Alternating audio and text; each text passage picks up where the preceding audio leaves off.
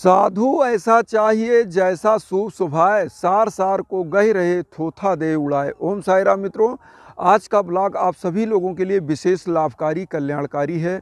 और आज मैं आपको बताना चाहता हूँ कि साईं बाबा का जो 11 वचन है उसका उपयोग कैसे जीवन में करें कि साईं बाबा चमत्कारिक रूप से हमारी सभी समस्याओं को सुने और उसका निदान प्रदान करें।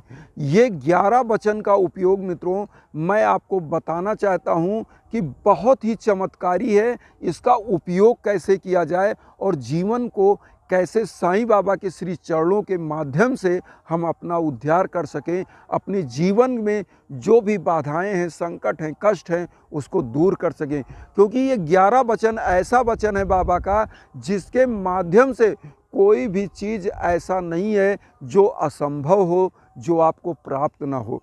तो ये 11 वचन कैसे करना है, कितने दिन करना है, सब कुछ विधि मैं आपको बता रहा हूँ, आप ध्यान से सुने।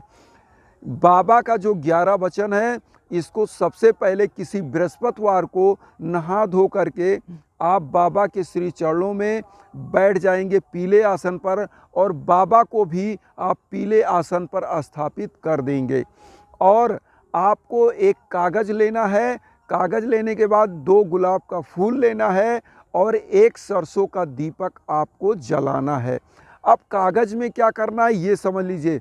सादे कागज़ पर एक तरफ आपको बाबा का 11 वचन लिखना है, दूसरे तरफ आपको जो है अपनी पूरी समस्याएं लिखनी है। कैसे?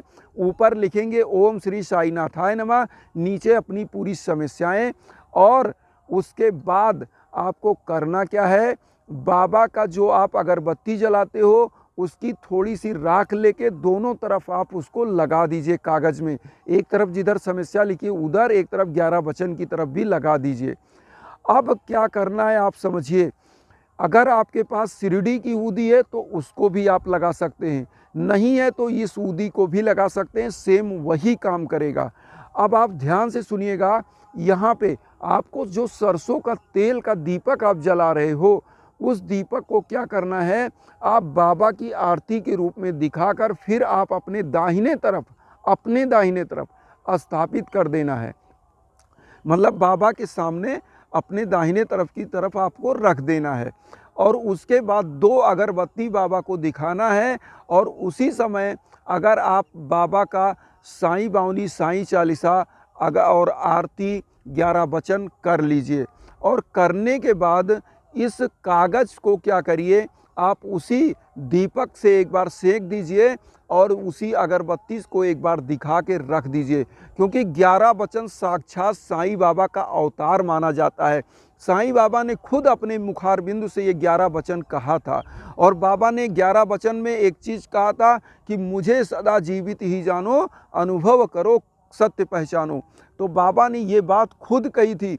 और यहाँ पर 11 वचन आप सभी लोग पढ़े होंगे, जानते होंगे। नहीं जानते हैं तो मैं 1 मिनट के अंदर बता दूं 11 वचन कि बाबा ने क्या कहा था। 11 वचन कैसे हैं कि जो शिरडी में आएगा आपद दूर भगाएगा, चढ़े समाधि की सीढ़ी पर, पैर तले दुख की पीढ़ी पर, त्याग शरीर चला जाऊंगा, भक्त हेतु दौड़ा आऊँगा, मन में रखना दृढ़ विश्वास, करे समाधि पूरी आस, मुझे सदा जीवित ही जानो, अनुभव करो सत्य पहचानो, मेरी शरण आ खाली जाए, हो तो कोई मुझे बताए, जैसा भाव रहा जिस जन का वैसा रूप हुआ मेरे मन का, भार तुम्हारा मुझ पर होगा, वचन न मेरा झूठा होगा, असहायता लो भरपूर, जो मांगा हुआ नहीं है दूर, मुझ में लीन वचन मन काया, उसका ऋण ना कभी चुकाया, धन्य धन्य वा भक्त अनन, मेरी सरल तजलय नान। ओम साई ओम साई। तो मित्रों ये बाबा का 11 वचन था। इसी 11 वचन को आपको कागज़ में लिखना है और दूसरी तरफ ओम श्री साईनाथाय नमः लिखने के बाद अपनी समस्या लिखनी है। और इस कागज़ में जब आप 11 वचन लिख देते हो तो ये हो जाता है कि ये कागज़ बाबा के द्वारा दिए गए वचन के द्वारा पावरफुल हो जाता है। और बाबा की शक्ति जब लग जाती है तो आपकी जो समस्या आपने पीछे लिखी है वो समस्या चुंबक की तरह खींच करके और सलूशन उसका निकलने लगता है। और मैं एक चीज़ और बता दूं, आपकी मनोकामनाएं अपने आप पूरी होने लगती हैं और ऐसी चमत्कारिक घटनाएं आपके सामने होने लगती हैं। जैसे आपने सोचा कि मेरा ये काम हो जाना चाहिए, मेरा ये काम हो जाना चाहिए, होता क्या है कि आपका काम अपने आप हो जाता है। आप सोचते हो अरे ये कैसे हो गया, ये कैसे हो गया, अपने आप होगा। ये चीज़ आप समझ लीजिए कि ये पावर होगा। अब यहाँ पर एक चीज़ और बता दें मित्रों, कि जो आपने दीपक अपने दाहिने तरफ रखा था, इस दीपक को आपको करना क्या है, यहाँ से पूजा करने के बाद, बाबा को दिखाने के बाद, अगर आप अपने घर में चारों तरफ दिखा सकते हैं तो ठीक है, नहीं तो आपको मुख्य गेट के दाहिने तरफ निकलते समय, घर से जब निकलते हैं तो दाहिने तरफ आपको अपने राइट हैंड साइड में स्थापित कर देना है दरवाजे पर। और वो दीपक जब तक जले जलने दीजिए, क्योंकि ये अखंड ज्योति नहीं है। और ये उपाय आपको 7 बृहस्पतिवार करना है। तो 7 बृहस्पतिवार, केवल बृहस्पतिवार इस उपाय को करना है। और डेली की जो रूटीन पूजा है, वो रूटीन पूजा आपको करनी ही करनी है। उसमें आप जो अपनी समस्या अर्जी लिखी है, उस समस्या पर, उस 11 वचन पर आप अपनी अगरबत्ती से थोड़ा सा सेकते रहेंगे और उस दीपक से भी आप सेकते रहेंगे, जो सरसों का तेल का दीपक आपको जलाना है। 7 बृहस्पतिवार ये दीपक जलेगा ही जलेगा। और ये दीपक जब जलता है तो आप समझ ही रहे हैं कि जब दीपक जलता है साईं बाबा का, तो पूरे विश्व का जो अंधेरा होता है वो छट जाता है। आपके पूरे जीवन में एक ऐसी रोशनी आ जाती है कि आपको कभी अंधकार में जीवन लगता ही नहीं है। और एक चीज़ आप समझ लीजिए, इस 11 वचन के द्वारा और जो समस्याएं आप लिख रहे हैं वो तो पूरी ही पूरी होती हैं। एक चीज़ और होता है इससे चमत्कार, आपके घर में जो निगेटिव ऊर्जा होगी, किए कराए की बाधा होगी, शत्रु बाधा होगी, पितृ दोष होगा, समस्त दोष समाप्त हो जाते हैं। क्योंकि गुरु का उपाय जो करता है, तो गुरु के लिए तो कहा गया है कि हरि रूठे गुरु ठौर है और गुरु रूठे नहीं ठौर।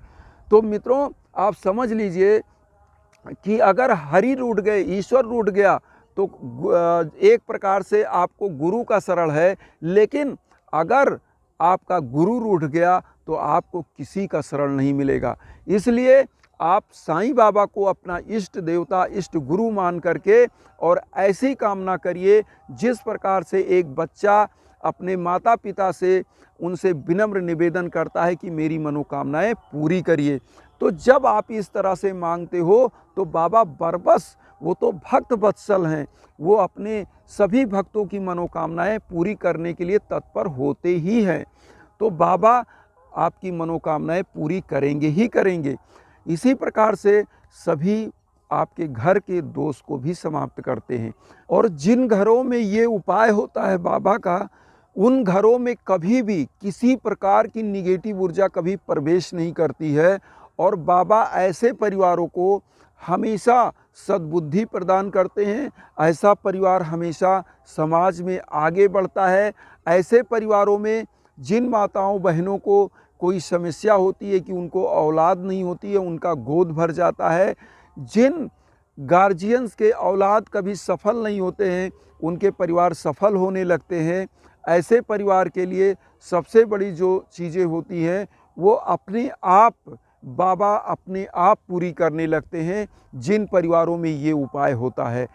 तो मित्रों आशा करते हैं कि आपको मेरा ब्लॉग पसंद आया होगा, और पसंद आए तो इस उपाय को करिए। और मेरा एक ही उद्देश्य है कि सभी साईं भक्तों का कल्याण हो, सभी का जीवन सुखमय हो, हम सब लोग एक परिवार बने। तो मित्रों आप मुझे अपना परिवार बनाइए, चैनल को सब्सक्राइब करिए, लाइक करिए, शेयर करिए उन साईं भक्तों तक जिनको इसकी आवश्यकता है। इसी के साथ